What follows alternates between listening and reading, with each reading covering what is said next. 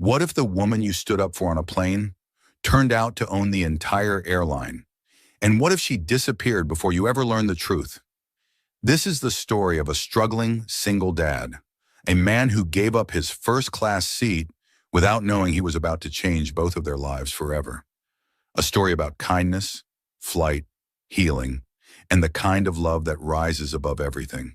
If stories like this speak to your heart, stories full of second chances, quiet heroes, and unexpected miracles, make sure to subscribe to the channel and turn on the bell so you won't miss what comes next. Now, let's begin. Struggling single dad defended a woman kicked out of first class. She secretly owned the airline. The flight from Denver to Charlotte wasn't supposed to mean anything. For Ethan Blake, it was simply a bridge, a necessary step toward the life he was trying to rebuild. Clutching a faded duffel bag in one hand and holding his daughter Lucy's hand with the other, he stepped into the crowded terminal at Gate 29, praying for a smooth trip. Lucy, 7 and full of quiet wonder, looked up at the massive window overlooking the tarmac. "Daddy, are we flying that one?" Ethan squinted through the glass.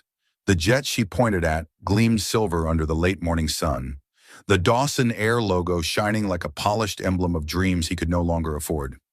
"No, honey, ours is the smaller one next to it. Still flies just fine." She nodded solemnly, satisfied with the answer, and skipped beside him as they boarded. Ethan wasn't used to flying coach. Before the accident, before losing Callie, he had flown for the Air Force, and once briefly for commercial carriers. But that felt like another man's life now. These days, his boots were worn, his resume dusty, and his hands calloused from working nights at a garage that barely kept food on the table. He found their seats, 27B and 27C, sandwiched between a snoring teenager and a woman already buried in her laptop. He hoisted the bag into the overhead bin, helped Lucy into the window seat, and sat down with a sigh. Across the aisle, something strange was happening. A woman in a plain blue cardigan, travel-worn jeans, and a canvas shoulder bag was being ushered out of first class. She stood awkwardly, her cheeks flushed, while the flight attendant's voice, sharp enough to cut glass, carried clearly. "I'm sorry, miss, but this section is for first-class passengers only. You must have misread your ticket." The woman opened her mouth, hesitated, then closed it again. Her dignity crumpled slightly in the curve of her shoulders. She looked around as if to shrink. I was assigned this seat," she said quietly. The attendant didn't even check. "I'm sure it was a mistake. Please return to economy." The woman glanced toward the empty first-class seat, 3A, and then back to the long line of passengers watching. No one moved. No one spoke. Ethan felt it in his gut, that sour twist of unfairness. Maybe it was the way her voice trembled, or the way she didn't fight back. Maybe it was how much she reminded him of someone who'd been taught that standing up only gets you knocked down harder. Without thinking, Ethan stood up. "Excuse me," he called out, drawing startled glances. "I'll switch with her. You can put me in economy." The attendant blinked, thrown off balance. "Sir, that's not necessary." "Maybe not," he said evenly, "but it's the decent thing to do." The woman looked at him, startled. Her eyes, to a calm shade of stormy blue, locked with his for a beat too long. Then she smiled faintly. "You don't have to do that." "I want to," he said simply. The attendant sputtered something about protocol, but a supervising steward, who'd been watching from the galley, nodded discreetly. "Let it be, Karen." Ethan gathered his bag again. Lucy tugged at his sleeve, confused. "Daddy?" "It's okay, kiddo. We're just switching seats with someone who needs a little kindness today." Lucy nodded, trusting him with the ease only a child could. The woman slid into the seat beside Lucy, her hands still slightly trembling. "Thank you," she whispered to Ethan as he stepped into the aisle. "You didn't have to get involved." "Neither did they," Ethan murmured. "But they did." He found his new seat back in row 31, last row, beside the bathrooms. The hum of the engine masked his thoughts. He wasn't angry exactly, just tired of watching people pretend not to see what was right in front of them. Up front, Rachel Dawson exhaled slowly. She hadn't planned to sit in first class. The ticket had been assigned by the assistant she insisted on leaving behind for this trip. Her first in years without layers of staff, makeup, or security. She wanted to disappear into normalcy, to blend in and observe her own airline as a stranger might. But she hadn't expected that kind of welcome. What shook her most wasn't the attendant's dismissal. That was expected in a way. She had dressed down deliberately, concealing the gloss and privilege of a billion-dollar legacy beneath thrift store jeans and a borrowed backpack. No, what shook her was him, the man, the dad. His gesture wasn't loud or heroic. It was quiet, unapologetically kind.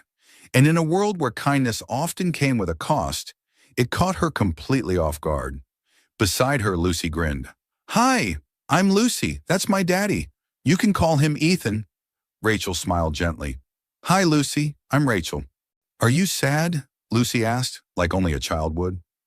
Rachel blinked. "Why would you ask that?" "You looked like you were going to cry before," Lucy said. "Daddy says it's okay to cry if someone hurts your heart." Rachel stared out the window, the girl's words settling in her chest like seeds. "Your daddy sounds like a very smart man." Lucy nodded proudly. "He is, but he doesn't think so." Rachel smiled again, softer this time.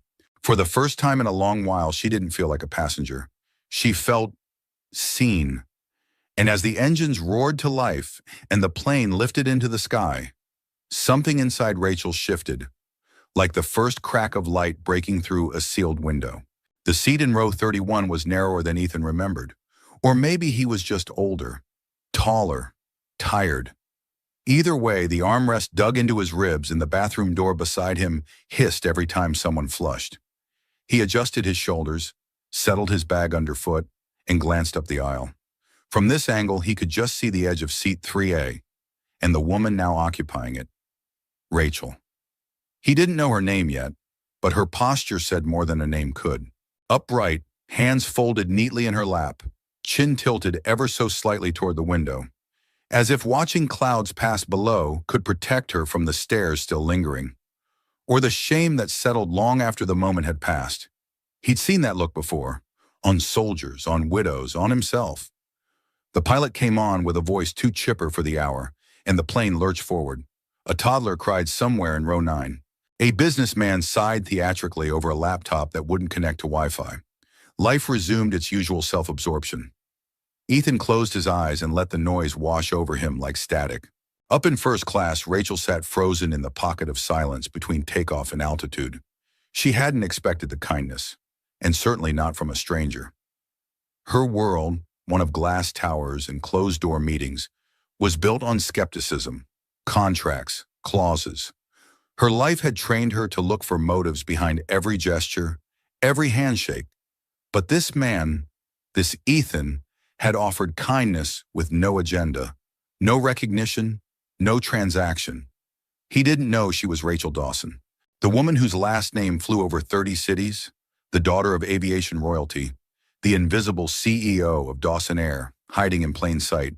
And yet, he'd done something people in her inner circle hadn't done in years. He'd seen a human being, not a liability, not a mistake, not a headline. She stared down at the safety card tucked into the seat pocket. Her reflection in the glossed plastic looked pale, almost unfamiliar. Then a soft voice stirred beside her. "I think my dad likes you." Rachel turned, surprised. Lucy had somehow wriggled halfway out of her seatbelt and now leaned closer, whispering conspiratorially. "Oh?" Rachel managed. "Yeah, he never talks to people on planes."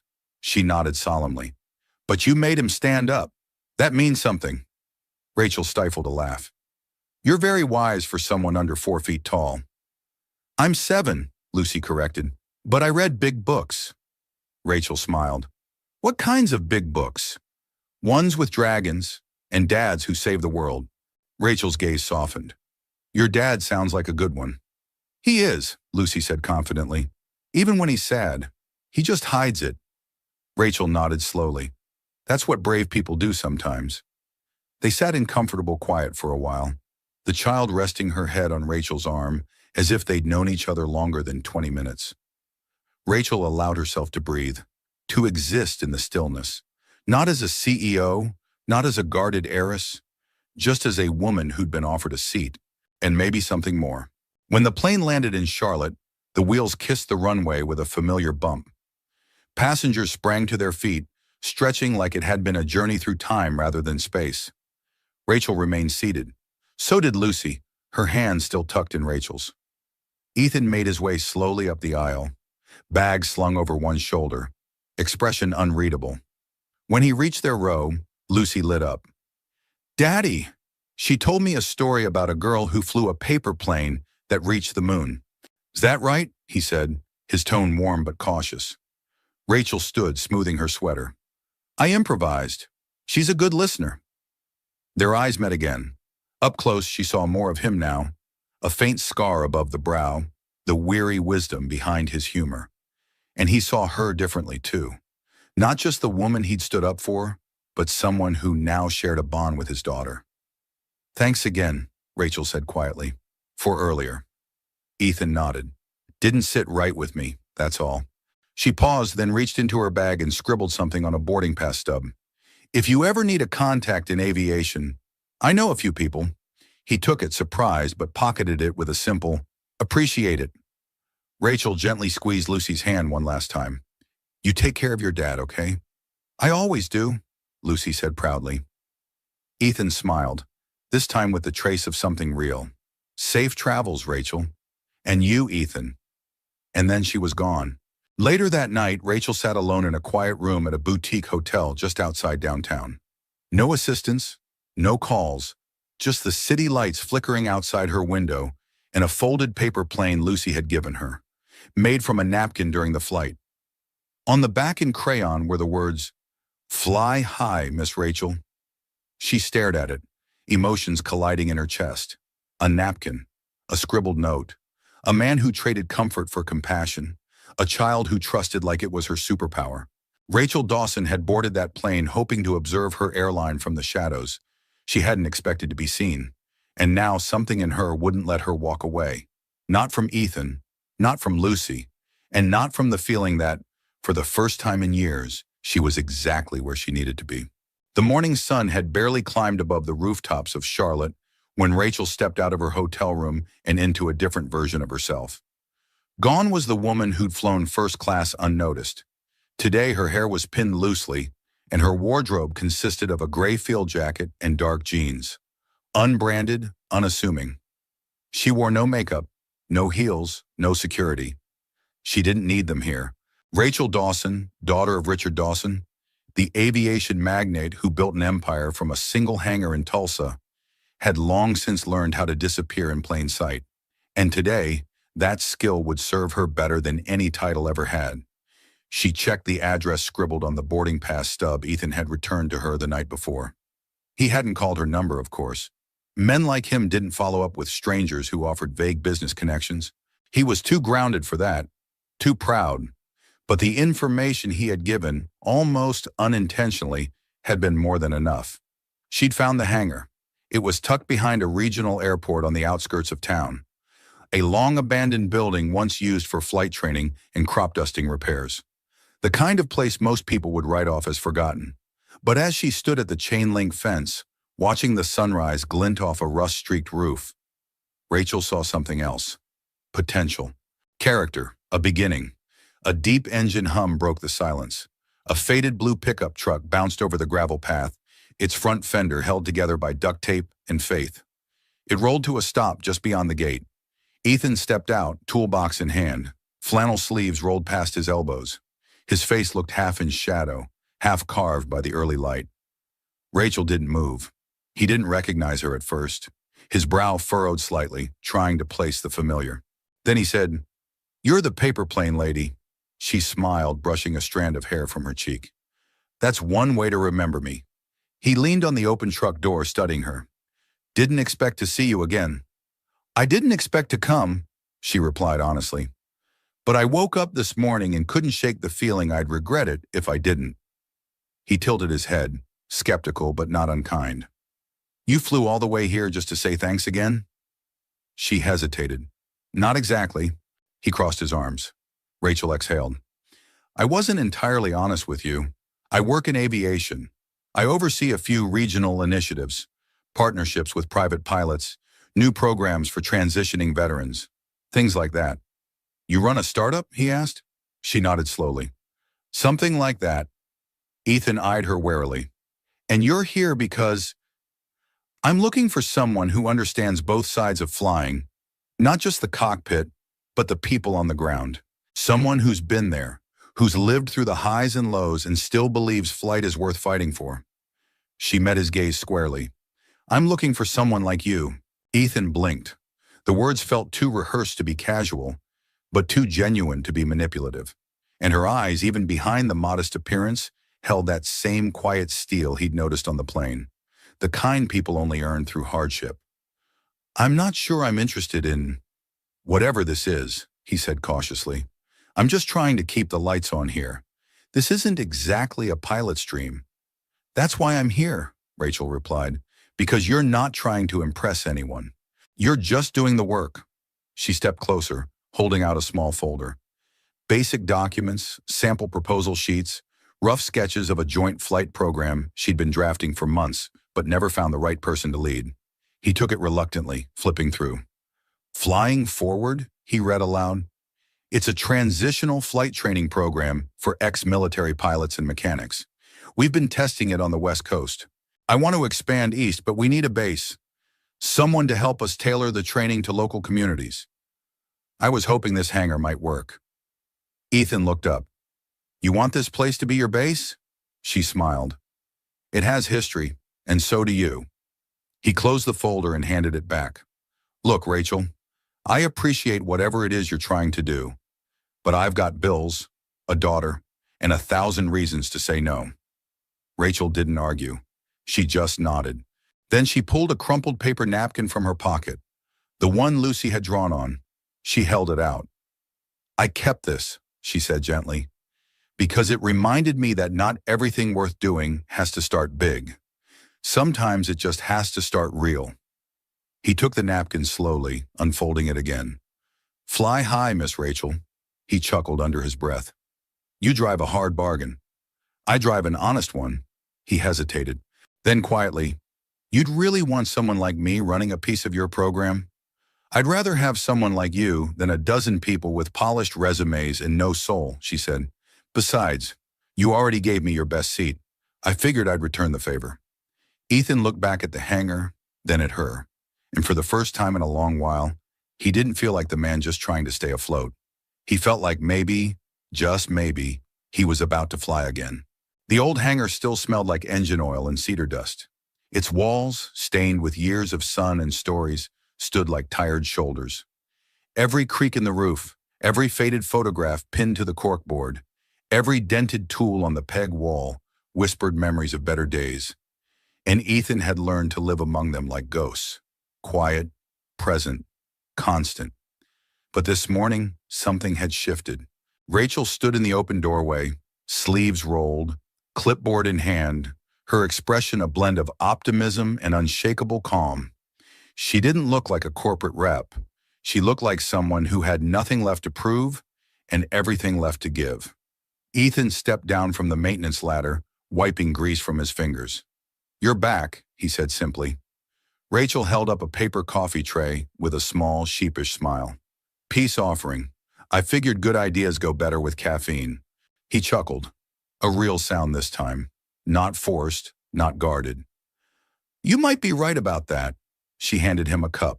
Black, no sugar, just the way he liked it. He didn't ask how she knew. Maybe he didn't want to.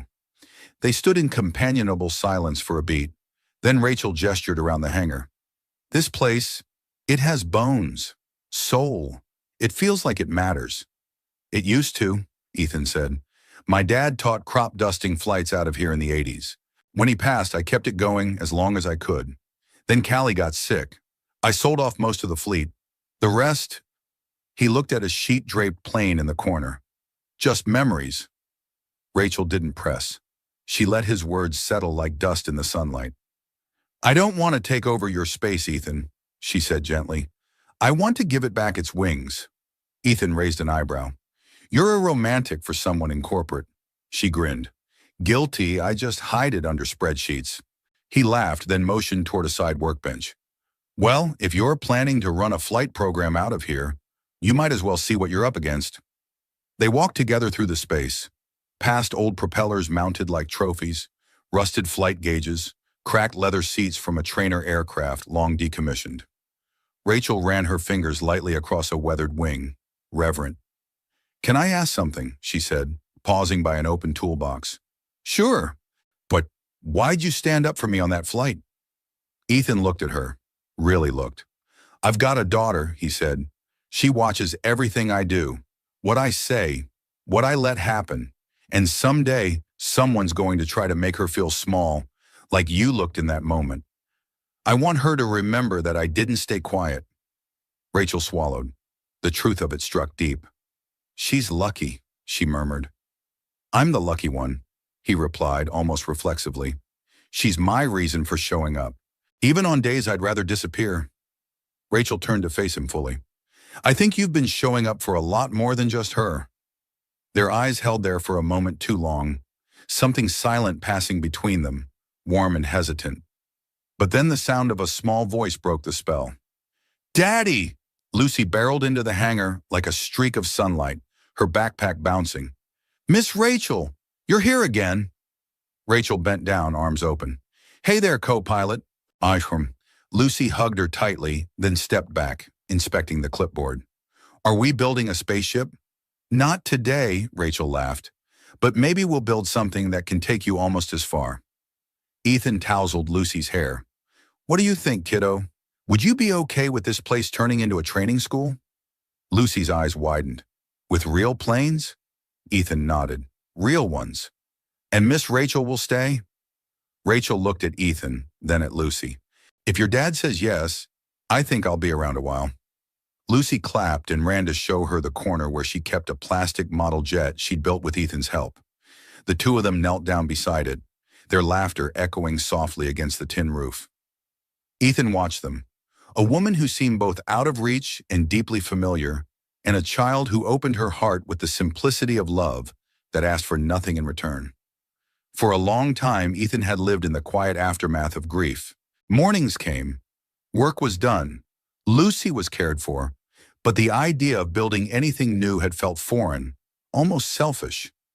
Now watching Rachel trace her fingers along Lucy's carefully painted airplane, something stirred in him that felt suspiciously like hope. That evening, after Rachel had gone and the hangar was quiet again, Ethan sat at the workbench, flipping through the flying forward binder she'd left behind.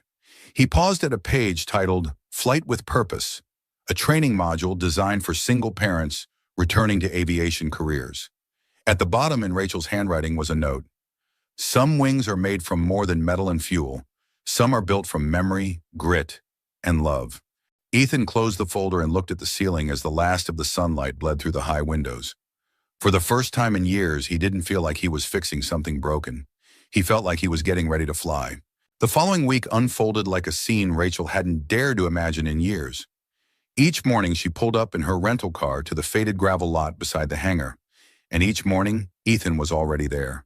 Sleeves rolled, grease under his nails, mind deep in some piece of machinery that most people would have called junk, but he still insisted on fixing. Lucy greeted her like family every single day. The hangar, once still and silent, now buzzed with a kind of quiet resurrection. Old propellers were dusted off, tools reorganized, blueprints unrolled. What had been a space for survival was slowly becoming a place for possibility. But beneath the warmth, Rachel carried a weight she hadn't yet put down. She wasn't lying, not exactly. Everything she'd told Ethan about flying forward was real. The training program existed. The expansion was underway.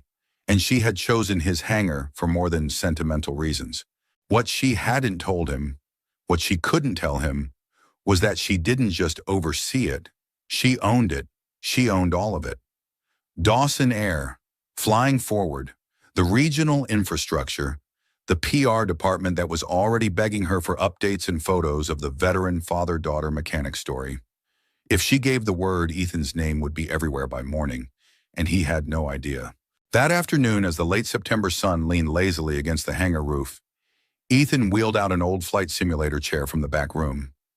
Rachel helped him wipe off the years of dust, while Lucy danced circles around them with a toy glider. "You rebuilt this thing?" Rachel asked, running her hand over the cracked leather. Mostly, Ethan said, adjusting a frayed cable.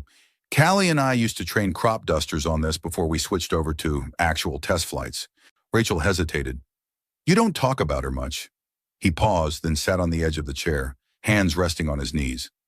She was fire, he said quietly. Smart, funny, stubborn as hell. Loved the sky more than I did, if that's possible. We got married at 21. Bought our first junked-up Cessna before we had a mattress. Rachel sat on the floor across from him. The air between them shifted, gentler now. She got sick, he continued.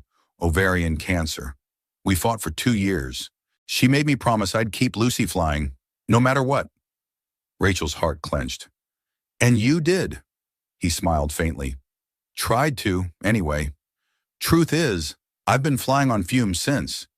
She didn't reply, just reached forward and gently touched his hand. Silence filled the hangar, but it wasn't heavy this time. It was shared. Ethan looked up at her, his gaze unreadable. What about you? Rachel blinked. What do you mean? You said you work in aviation. You're clearly not new to this world, but you don't talk about where you're from or what brought you here. She hesitated. Grew up around airports, she said slowly. Big ones. My father believed in steel and sky more than people. Built things to last. But he also taught me that flight isn't just about altitude. It's about trust. Letting go. Sounds like he taught you a lot. Rachel's eyes darkened for a moment. He taught me how to rise, but not how to land. Ethan studied her, as if trying to read the lines she hadn't yet spoken. I think you're still in the air, he said. She laughed, but there was a catch in it. I think you might be right. Later that day, as the sun stretched long fingers across the runway and the first chill of evening crept in, Rachel and Ethan stood by the simulator again, this time side by side. He handed her the old headset. Want to give it a shot? Rachel blinked. I haven't flown anything in years. Well, good news. This isn't anything, he grinned. It's a glorified video game with better scenery. She slid into the chair, adjusting the straps. Ethan leaned over her shoulder to toggle a few settings. She could feel the warmth of him, not just physically, but in the way he moved, careful not to overstep. I'll be your co-pilot, he said softly. The screens flickered to life. Rachel took the yoke with both hands, her fingers curling into remembered positions. As the virtual runway stretched before her, something clicked into place, like dust falling off a dream. Ready, she whispered. Then fly, Ethan said. She throttled forward, the simulator jerking with faux wind resistance. And within seconds, they were above the earth. Pixelated trees shrinking below, digital clouds drifting into view. Rachel laughed out loud. Ethan smiled. You still got it. They flew in circles for a few minutes, then leveled out. Rachel stared straight ahead, her voice barely audible. I used to do this with my dad, except he never let me take off solo. He sounds like a man who didn't want to let go. She turned to him slowly. He built an empire from nothing, but never trusted anyone else to hold the controls. Even me. Ethan nodded. And yet here you are. Yeah, she said, exhaling. Here I am. As night fell and they walked toward their cars, the cool breeze tugging at the hem of Rachel's jacket, Ethan looked over at her. You're different from the people I usually meet. Rachel smiled faintly. Good different. He looked at her for a long moment. The kind that makes you want to look up again. She stopped beside her car, turning toward him. Her heart beat fast, not from nerves, but from recognition. Recognition of a man who didn't ask what she owned, who didn't know her name, and yet somehow knew her. She almost told him right then. The truth about Dawson Air, about who she really was. But the moment was too fragile, too sacred. The words caught behind her teeth. Instead, she just said softly, Good night, Ethan. He nodded. See you tomorrow. As Rachel drove off into the dusky violet light, her fingers gripped the wheel tightly, her mind churning. She had always believed that trust had to be earned. But with Ethan, she was learning. Perhaps it had to be given first. The bonfire was Ethan's idea, though he'd never admit that out loud. Just a few scrap pallets, an old steel drum, and a couple of camping chairs borrowed from his neighbor's shed. Nothing fancy, But as the flames danced and cracked under the indigo sky, casting flickers of amber on Rachel's face, Ethan knew it was enough. Lucy had already fallen asleep in the truck after roasting 2 marshmallows and declaring herself Queen of the Skies. Her toy glider rested on the dashboard beside her, wings dusted with sugar. She hadn't stirred once since her eyelids gave in. Now it was just Ethan and Rachel, sitting by the fire outside the hangar. 2 people who didn't feel like strangers anymore, and yet didn't quite know what they were becoming. Rachel cradled a chipped enamel mug of cider, steam curling upward as her hair shimmered in the firelight. Her boots were kicked off, toes nudging gravel. "I haven't done this in years," she said softly. "What? Sit around a fire with a mechanic and a sleeping kid?" She smiled. "No, just slow down. Watch sparks instead of screens." Ethan poked at the logs with a length of rebar. "Not many sparks in the boardroom?" Rachel looked at him, and for the first time since they met, the playful glint faded. "I've been running for so long I forgot what stillness felt like," she said, "and I didn't realize how much I missed it." He didn't say anything at first, just watched the way the shadows moved across her face. "You know," he murmured, "for someone who's so good at hiding in plain sight, you've got a terrible poker face." Rachel raised an eyebrow. "You carry the weight of something," he continued, "but it's not guilt, it's distance. Like you're afraid to get too close because if someone saw the whole picture, they might not stay." Rachel turned toward the fire again, her lips parting but no words coming out. Ethan leaned forward, elbows on his knees. "But I'm still here." Their eyes locked. A beat passed, then another. Rachel didn't flinch this time. "I know," she whispered. "That's what scares me." The wind shifted, brushing hair across her cheek. Ethan reached up slowly, tucking it behind her ear, his hand lingering for just a second too long. Rachel's breath caught. It was one of those moments, rare, weightless, where everything becomes a question. Will he kiss her? Will she let him? The fire cracked. Somewhere in the distance, a coyote howled. Rachel tilted her chin ever so slightly, her eyes not moving from his. Then Ethan's phone buzzed in his pocket. He sighed and pulled it out, scanning the screen. The spell broke. "Everything okay?" she asked, drawing back gently. He didn't answer at first. Then softly, "It's an email from Dawson Air's Regional Hiring Board." Rachel froze. "They rejected my application," he said. "Pilot position, part-time commuter line. Said I wasn't current enough. Not enough hours in the last 24 months. His voice was flat, but she heard what he didn't say. The gut punch, the blow to his pride, the closing of yet another door. "I'm so sorry," she offered. He nodded, jaw tight. "I shouldn't be surprised. Guys like me don't get second chances. Not unless we know someone." Rachel looked down at the cider cooling in her lap. "You do know someone," she said quietly. He gave her a strange look. "You?" She hesitated. This was the moment, the place to tell him everything. Who she really was, what she could do for him, how he wasn't just someone she'd randomly met on a plane. But instead she said, "I meant me, as in, I believe in you." That's got to count for something. His expression softened, but there was a shadow behind his smile. "I appreciate that." "I do," he said, "but sometimes believing isn't enough. Sometimes the world just moves on without you." Rachel swallowed hard. It wasn't the time. Not yet. So she offered the only truth she could safely give. "Then maybe you build a new runway." He looked at her, and something passed between them again. Not heat this time, but recognition. Of pain, of hope, of people learning to breathe again after too long underwater. He leaned back in his chair, looking up at the stars. "You ever wonder if we're all just waiting for the right wind to catch us?" "All the time," Rachel said. They sat like that, side by side, until the fire collapsed into a bed of coals and the night folded in around them. Later, as Rachel drove back to her hotel, the rejection letter on Ethan's phone kept flashing through her mind like a warning light in the cockpit. She had the power to reverse that decision with one phone call. She could fix it, clear his record, put him in the pilot's seat tomorrow. But that wasn't what Ethan needed. What he needed, what he deserved, was someone who believed in him without needing to rescue him. She gripped the steering wheel tighter, the cool leather pressing into her palms. The truth had to come eventually. She knew that. But not tonight. Tonight she'd let him have his dignity, his firelight, his almost. The first thing Ethan noticed was the silence. It wasn't the absence of sound. The hangar still creaked and echoed like it always did. The wind still rattled the side panels. Lucy's humming still floated in and out of the office space as she colored beneath the bulletin board. No, it was a different kind of silence. The kind that follows absence. Rachel hadn't shown up. Not for the morning meeting they'd scheduled. Not for the coffee run she'd offered to make. Not for anything. At first, Ethan brushed it off. Maybe she overslept. Maybe her rental had a flat. Maybe she needed a day off. But by noon, he'd called her number twice, straight to voicemail.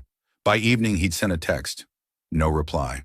And by the time the sun slipped behind the pine trees that bordered the airport fence, Ethan was pacing the gravel outside the hangar, jaw tight, eyes scanning the road as if she might appear in the dust like some returning ghost. But she didn't. Inside the hangar, Lucy peeked up from her drawing. "Is Miss Rachel coming back?" Ethan knelt beside her, trying to keep his tone even. "I don't know, sweetheart." Lucy's brow furrowed. "Did she get on a plane?" "Maybe." "Without saying goodbye?" Ethan swallowed. "Yeah, I guess so." Lucy nodded, the way kids do when they're trying to be braver than they feel. "Okay." She went back to her drawing, but her crayon moved slower now. Ethan stood up, feeling something in his chest shift. A familiar tightness, the sensation of being left behind. It wasn't new. He'd felt it when Callie took her last breath. He'd felt it when the bank called about the hangar loan. He'd felt it again every time Lucy asked for something he couldn't give. But this was different. This time, it had come wrapped in warmth, in trust, in something that had started to feel like possibility, and it had vanished without a word. That night, Ethan sat alone at the workbench, the flying forward binder still open to the last module they'd reviewed together. Her notes were still there, neat, confident strokes in blue ink. His eyes drifted to the corner of the page, where she doodled a tiny plane with wings too large for its body, a child's version of freedom. He closed the binder and set it aside. The silence roared. 300 miles away, Rachel stood in the penthouse conference room of Dawson Air's headquarters. The city of Atlanta spread beneath her like a glittering map. Her heels clicked softly against the marble floor as she moved from window to table, arms crossed, heart pounding. "Ma'am," her assistant said, clearing his throat, "you've been gone 2 weeks. We need answers. The PR team is panicking. The expansion report's overdue. And the media is sniffing around that regional flight program."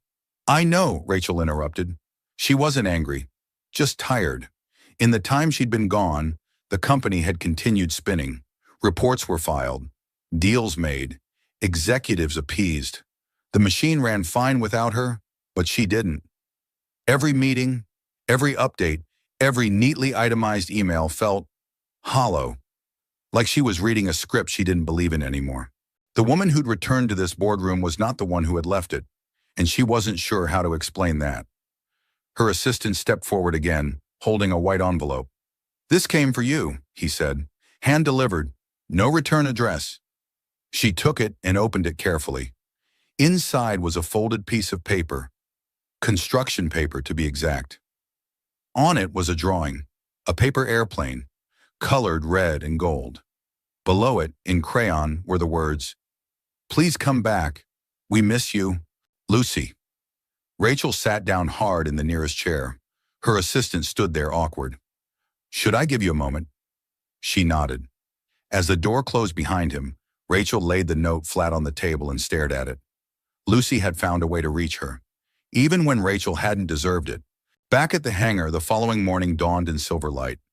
Ethan poured himself a mug of black coffee and sat by the open doors, watching the clouds roll over the tarmac. He didn't know what to think anymore. Was she just another visitor passing through? Someone with a good heart and a complicated life who'd left before it got messy? Or had he imagined it all? The connection, the quiet rhythm they'd begun to build. A beat-up postal truck pulled into the lot. The driver handed him a package with no return label.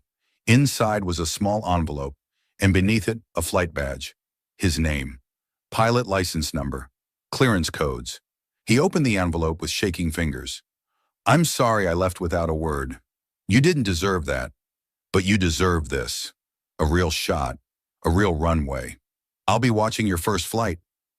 R. Ethan sat down slowly, the wind catching the edge of the badge, flipping it in his hand.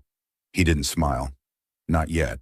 But something inside him, something that had been waiting for years, finally exhaled. The hotel ballroom in Atlanta smelled faintly of polished wood, champagne, and power. Everything gleamed. The white marble floor, the crystal chandeliers, the floor-to-ceiling LED screen showing the Dawson Air logo spinning slowly behind a long, elevated stage. Industry professionals filled the rows of chairs, their name badges catching the light as they whispered and shifted in anticipation. It was the 40th Annual Aviation Advancement Summit, and Rachel Dawson was about to make her first public appearance in over a year. Ethan had no idea she would be there. He wasn't watching the broadcast for her. In fact, he hadn't even planned to tune in. But his friend Doug, a former pilot turned part-time radio host, texted him that morning with a cryptic message. "You're gonna want to see this. Trust me." So there he was, sitting in the break room at the hangar, a mug of reheated coffee in one hand and his tablet propped up against a can of WD-40. Lucy colored at the corner table beside him, humming softly to herself.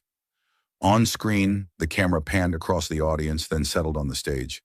The announcer's voice rang out. "And now, please welcome the CEO of Dawson Air and the visionary behind the Flying Forward Initiative, Ms. Rachel Dawson." Ethan nearly dropped the mug. There she was. Rachel, not in jeans and boots, not with wind-blown hair and grease on her fingertips, but in a tailored navy blazer, standing tall beneath the spotlight, her name echoing through the speakers like thunder. Lucy looked up. "Daddy, that's Miss Rachel." Ethan didn't respond. He couldn't. His eyes were locked on the screen, where Rachel stepped up to the podium, composed but clearly bracing herself. "Good morning," she began. "Before I begin, I'd like to acknowledge something important. For most of my life, I've worked behind the scenes, observing, directing, managing from a distance." She paused. "But a few weeks ago, I left the boardroom and stepped into a world I hadn't touched in years. A hangar in rural North Carolina, run by a man who had no idea who I was." Ethan's chest tightened. He didn't care about titles. He didn't ask what I owned or how many planes bore my name. He just saw someone in need and gave up his seat. She looked down for a moment, gathering herself. "His name is Ethan Blake," she continued. "A single father, a former military pilot, and one of the most quietly extraordinary people I've ever met." Gasps and murmurs rippled through the ballroom. Cameras panned to the audience, capturing confused expressions, half smiles, curious glances. Rachel lifted her chin. "He reminded me that kindness isn't a marketing slogan. It's a choice, a daily act of courage. And because of that one act, that one moment of undeserved compassion, I rediscovered why I love aviation, why I still believe in flight." Ethan could barely breathe. "I'm proud to announce that our first Flying Forward pilot training hub will be built at his hangar, with Ethan as the lead instructor and site director. And I hope," her voice faltered just for a second, "I hope he's watching." Lucy stared at her dad. "Are you okay?" Ethan stood up, walked to the door, then back again. He looked like someone pacing a runway, but unsure if he was cleared for takeoff. He didn't speak until the broadcast ended and the Dawson Air logo faded to black. Then he sat down heavily and whispered, "She lied to me." That night, the wind howled through the eaves of the hangar, cold and bitter. Ethan sat alone on the back steps, a blanket wrapped around his shoulders, the sky thick with clouds.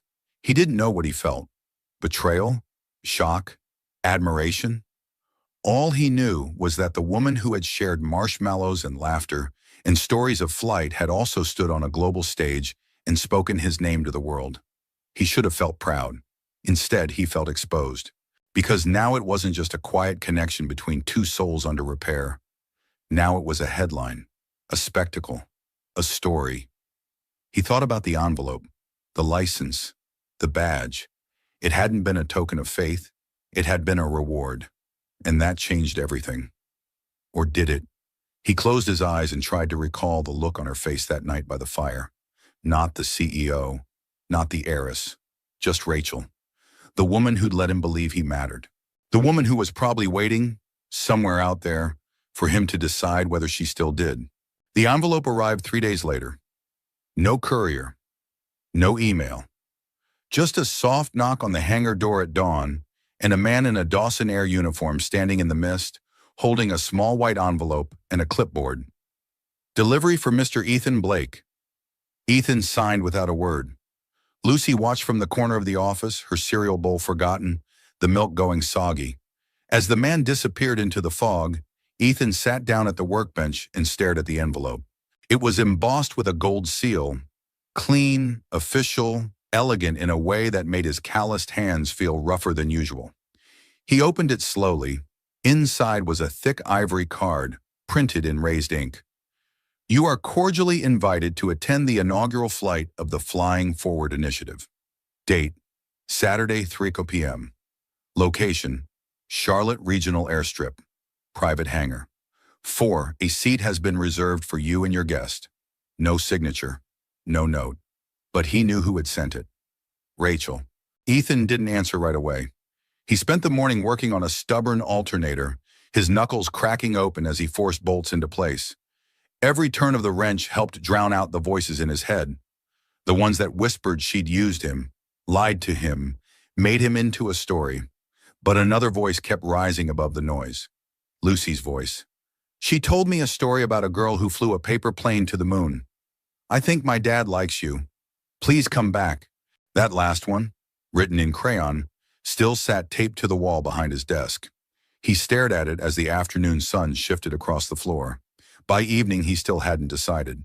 The next morning, he sat at the kitchen table while Lucy finished tying her shoes. She looked up. Are we going? He blinked. Going where?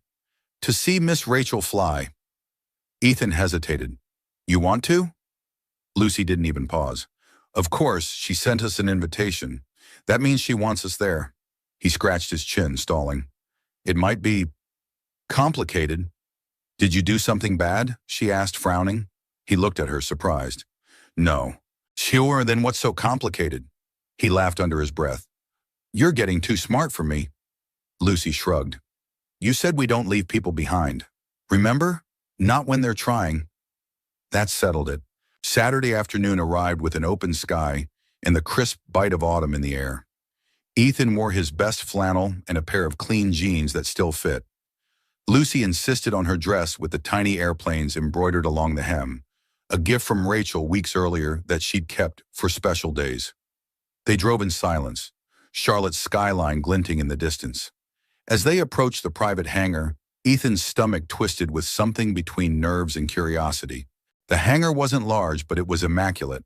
Polished floors, white folding chairs arranged in neat rows.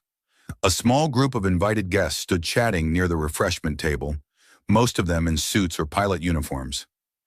Ethan and Lucy stepped inside slowly, unsure where to go, until a woman in Dawson Air blue approached with a kind smile. Mr. Blake? Right this way. She's expecting you. Ethan's breath caught.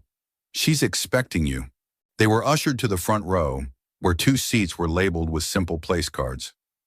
Ethan Blake, Lucy Blake. On the stage was a sleek aircraft painted in silver and royal blue, the Flying Forward logo gleaming on its tail. Rachel hadn't appeared yet. Lucy sat up straighter, scanning the crowd with wide eyes. Do you think she's nervous?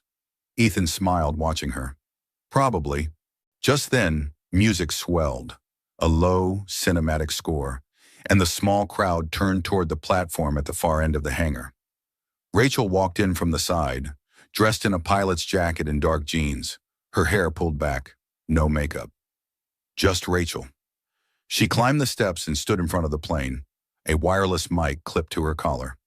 Thank you for coming, she began, her voice steady but warm. Today isn't just a launch, it's a landing. A landing for every dream that was put on hold. Every pilot who thought their best days were behind them. Every child who looked up and believed they belonged among the clouds. She paused, her gaze drifting briefly to the front row. To Ethan. To Lucy. I started this program because someone reminded me what flight really is. Not speed, Not altitude, but trust, generosity, the courage to lift someone else when they're grounded. Ethan felt Lucy reach for his hand. He squeezed it gently. Rachel continued, "The first official flying forward flight takes off in 10 minutes, and I'd like to offer that honor to the man who unknowingly taught me how to fly again." She turned toward Ethan. "Ethan Blake, would you join me in the cockpit?" The entire room turned. Ethan rose slowly, his face unreadable. Lucy grinned. "Go, Daddy." He walked toward her, heart pounding. Rachel met him at the bottom of the stairs. "I didn't know how else to say it," she said, voice low. "I needed you to see it, all of it. No hiding, no titles. Just this." Ethan studied her. "And after we land?" She held his gaze. "That's your call." He nodded, then climbed the stairs beside her. The cockpit was smaller than Ethan remembered. Or maybe it just felt that way, because of the woman seated beside him. Rachel wore the pilot's headset like she'd been born into it. Yet her hands trembled slightly as she adjusted the throttle. He noticed but said nothing. Outside the windows, the sky stretched like an open canvas, high noon light pouring over the clouds like silk. Ethan sat in the co-pilot seat, strapping in slowly. His fingers found familiar buttons, gauges, levers. He didn't need to ask why she invited him up here. Some things you just knew. "Fuel check complete," Rachel said quietly, keeping her eyes on the dash. "Ready when you are." He responded without hesitation. "Roger that." The engine roared to life, a deep purr rising into a smooth, powerful hum. The runway blurred into motion, and within seconds they were airborne, leaving the Earth and its questions behind. It wasn't until they reached cruising altitude that Rachel finally spoke again. "I was terrified you wouldn't come." Ethan didn't look at her. His eyes stayed fixed on the horizon. "I almost didn't." Silence settled between them, filled only by the steady beat of the instruments and the faint whoosh of wind beyond the glass. She removed her headset, turning slightly to face him. "I never meant to lie, Ethan." "But you did," he said. "Yes," she admitted, her voice raw. "I did. I kept my last name hidden. I let you believe I was just another passenger. And when I left without a word, it wasn't because I didn't care. It was because I cared too much." He turned toward her now, his face unreadable. "You made me believe I'd found someone real. Not a story. Not a headline." "You did," she said fiercely. "That was real. Every second." "Then why run?" "Because I've spent my whole life being judged by what I own, what I control. I needed to know. If you looked at me and saw a person, not a brand." Ethan took a long breath. "I saw someone kind, smart, brave, someone who listened to my daughter like she mattered, someone who sat in silence and made it feel full instead of empty." His voice lowered. "But you walked away, Rachel, without trusting me with the truth." Rachel's eyes filled, but she didn't look away. "You're right. I failed the very test I set for you." She reached slowly into her jacket and pulled out a folded piece of paper. Wrinkled, handled too many times. She handed it to him. It was Lucy's drawing, the red and gold paper airplane.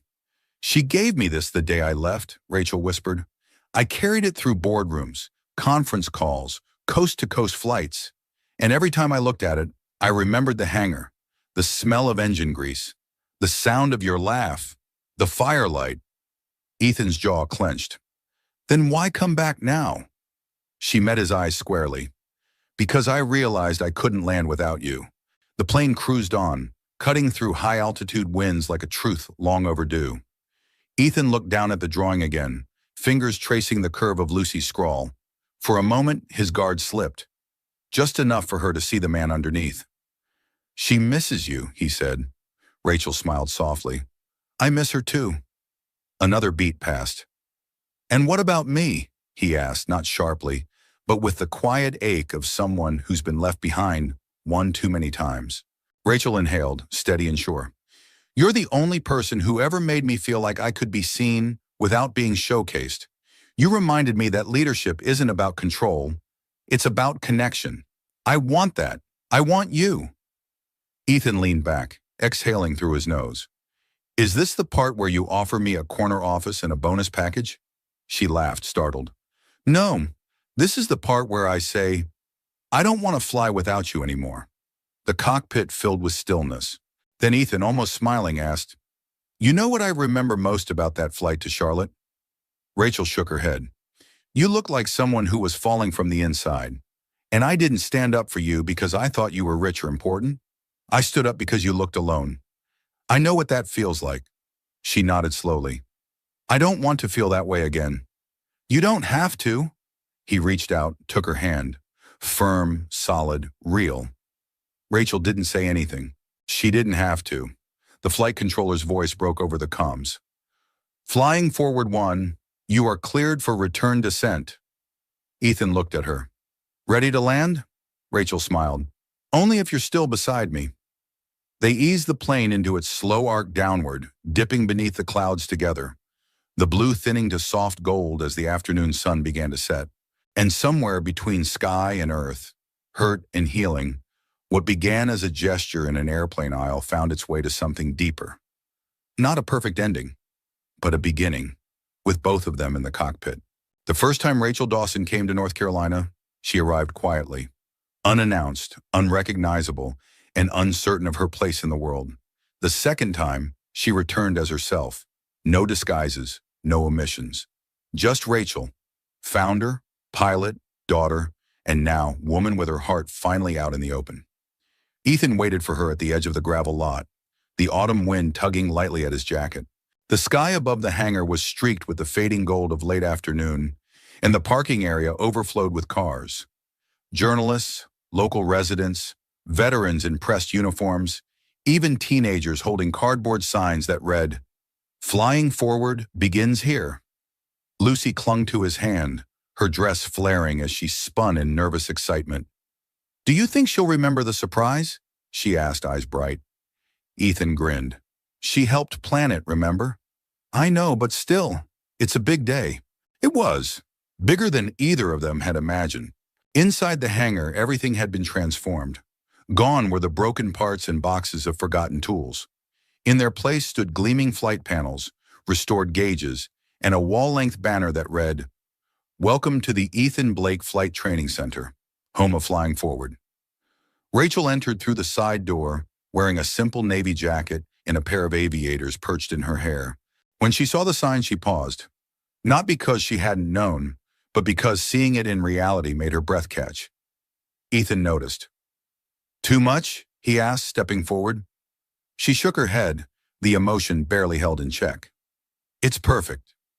Across the hangar, people applauded as she approached the podium. A modest one, borrowed from the town library. Flashbulbs flickered, but Rachel didn't flinch this time. She cleared her throat, then spoke into the mic, her voice strong and steady. Thank you all for coming today. I never imagined that a regional pilot initiative would gather this much attention. Then again, I never imagined I'd find someone like Ethan Blake or his daughter Lucy, who wrote me a note in crayon that changed everything. A wave of laughter swept through the room. Rachel smiled. This program was born from the belief that flight belongs to more than the privileged few. That experience, integrity, and resilience should count more than clean resumes or spotless uniforms. She turned to Ethan. Ethan didn't just give me a seat. He gave me a reminder of who I wanted to be. And now, this hangar, his hangar, will be the place where other pilots find their second chances. Applause thundered again, louder this time, heartfelt. Rachel stepped back as Ethan took the stage next.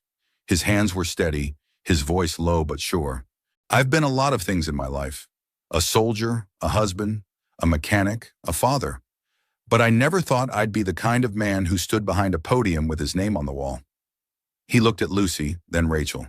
But life has a way of surprising you, especially when someone believes in you more than you believe in yourself. He held up the new pilot badge she'd given him weeks ago. This isn't a gift, he said. It's a responsibility, and I intend to earn it. The crowd rose to their feet, and for once Ethan didn't shrink from the spotlight. After the speeches, the celebration flowed into the evening, with food trucks parked outside, local musicians setting up by the runway, and laughter drifting through the air like music of its own. Rachel and Ethan slipped away to the back of the hangar, where the light was quieter and the noise softened by distance. They stood together beneath the new banner, watching as Lucy led a group of kids on a pretend training flight, using old cardboard boxes and a lot of imagination. "She's going to run this place someday," Ethan said. Rachel smiled. "I hope she invites us back when she does." He glanced at her. "You really mean to stay?" Rachel turned to face him fully. "I've lived in penthouses, boardrooms, in first-class lounges. None of them ever felt like home until I stood in this hangar with you." He looked down, then back up. "What about Dawson Air? I'll still run it, but differently, and from here, part-time at least. I've got a second in command who's been waiting for me to get out of her way anyway." Ethan stepped closer. "You sure you're not doing all this just because I gave you a seat?" She smiled. "No, I'm doing this because you reminded me that the best flights don't start with a destination. They start with a reason." He reached for her hand, fingers interlacing with hers. The music drifted from outside, faint but beautiful. Rachel leaned in, resting her head against his shoulder. "This feels like landing," she said. Ethan nodded. "Yeah, but it's also the beginning of something better." A year later, the hangar didn't just look different, it felt different. Gone was the quiet, hollow echo of a place forgotten. In its place pulsed the steady rhythm of revival, engines humming, flight manuals being studied, laughter echoing across concrete floors. The scent of oil mingled with fresh brewed coffee and hope. The Ethan Blake Flight Training Center had trained 18 pilots since opening. 12 of them were veterans. 3 were single parents. 1 had nearly given up flying for good, and not a single one had left unchained. Outside on the edge of the airstrip, Ethan stood with Lucy beside him, both watching the horizon as a pair of trainee planes completed their landing drills. Lucy, now 8 and growing faster than his heart could follow, wore her own mini flight jacket, a gift from Rachel on her last birthday. "Do you think I'll fly solo next year?" she asked, bouncing on her toes. Ethan smiled. "You'll probably be teaching the class." She giggled, then pointed toward the distant silver glint of a plane approaching from the north. "Is that her?" Ethan shielded his eyes. He didn't need to check the tail number. "Yes," he said quietly. "That's her." Rachel touched down with practiced ease, the aircraft dipping gracefully before settling onto the runway like it belonged there, which after everything, it did. She taxied toward the hangar, popped the canopy, and pulled off her headset. Her hair was longer now, a little wilder. She didn't wear makeup or heels or the armor she used to need to feel powerful. These days, she didn't need to prove anything. She had already become the person she once only pretended to be. Ethan helped her down from the plane, his hands firm around her waist. "You're late," he said, smirking. She kissed him lightly on the cheek. "I brought donuts." Lucy came running, arms wide, throwing herself into Rachel's embrace with a squeal. "Next time I fly with you," Lucy declared. Rachel ruffled her hair. "Deal, but only if you promise not to fall asleep mid-flight again." "I was just resting my brain," Lucy replied primly, then skipped off toward the picnic tables where a small crowd had gathered.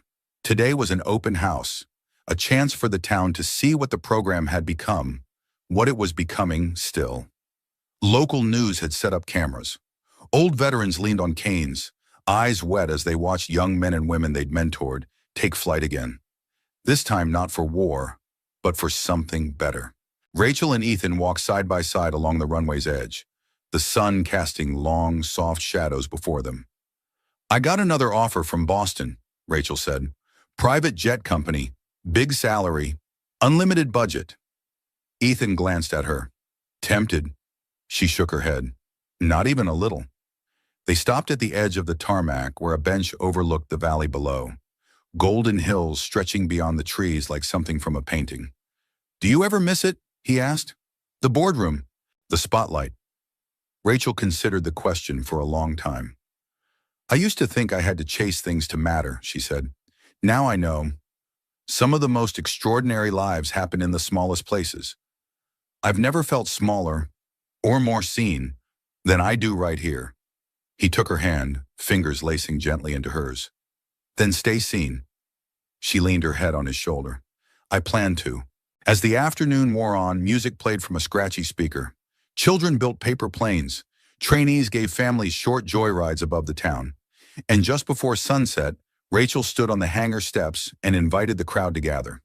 I don't have a speech, she said with a smile. Just a thank you to every person who took a chance on this place and on the people who dreamed of flying again. Then she stepped aside and gestured to Lucy, who stood shyly with a small plaque in her hands. Ethan helped her to the front, and together they unveiled a new addition to the wall near the hangar entrance. A metal plate engraved with two names, Rachel Dawson and Ethan Blake, above the clouds. Founded here beneath it, a line Lucy had written in her own crooked handwriting, cast in brass. Some flights aren't just in the sky, they're in the heart. A hush fell over the crowd. Rachel squeezed Ethan's hand, her eyes damp. Later, after the last car had driven off and the lights dimmed low, Rachel and Ethan sat beneath the stars with Lucy asleep between them on a blanket. She's growing up fast, Rachel murmured. Ethan nodded. So are we. They lay back in the grass, shoulder to shoulder, staring at the quiet canopy above. You ever wonder what would have happened if you hadn't stood up for me that day on the plane? She asked. Ethan smiled. You would have figured it out on your own. She turned to look at him. No, I would have flown, but I wouldn't have known where to land. He kissed her gently. Not a beginning, not an end. Just a quiet, steady continuation. The stars blinked on above them like a runway in the dark.